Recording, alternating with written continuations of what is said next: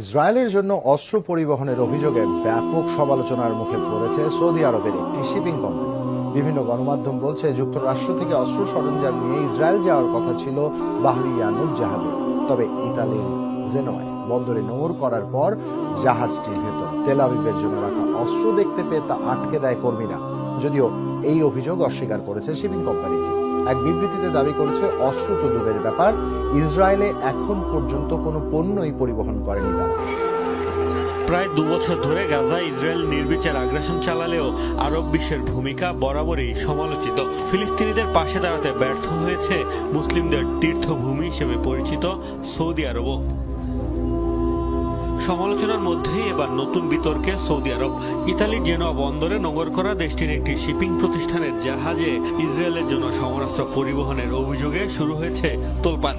ইতালির স্থানীয় একাধিক সংবাদ মাধ্যমে এই খবর প্রকাশের পর তা ছড়িয়ে পড়ে অন্যান্য গণমাধ্যমেও। এরপরই ব্যাপক সমালোচনার মুখে পড়ে বাহরি শিপিং কোম্পানি।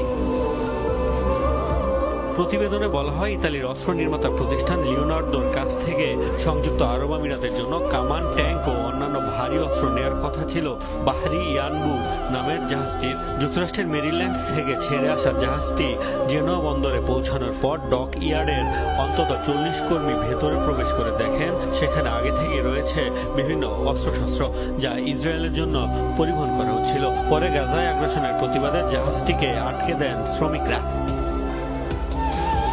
সমালোচনার মুখে অবশ্যই এই অভিযোগ প্রত্যাখ্যান করেছে বাহরি।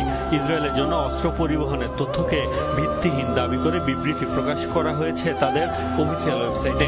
প্রতিষ্ঠানটির দাবি, তাদের জাহাজে ইসরায়েলের জন্য অস্ত্র তো নয়ই, অন্য কোনো পণ্য পরিবহন করা হয় না। এমনকি এই তথ্য যারা ছড়াচ্ছে তাদের বিরুদ্ধে আইনি পদক্ষেপ নেওয়ার হুঁশিয়ারিও দিয়েছে তারা। এর আগে 2019 সালেও একবার জেনোয়া বন্দরের কর্মীরা ইসরায়েলের অস্ত্রের চালান সহ বাহরির আরও একটি জাহাজ আটকে দেওয়ার দাবি করেছিল। মোস্তফা মাহমুদ, যমুনা নিউজ।